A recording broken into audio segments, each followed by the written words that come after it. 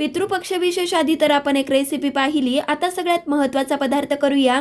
तर त्यासाठी इथं काय केलं, पाववाटी सुवासिक तांदूळ घेतले।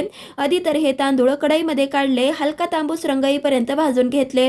2 ते 3 मिनिटातच तांदूळ व्यवस्थित भाजून झाले। पूर्णपणे थंड झाल्यानंतर मिक्सरच्या भांड्यात काढले, हलकी भरड करून घ्यायची।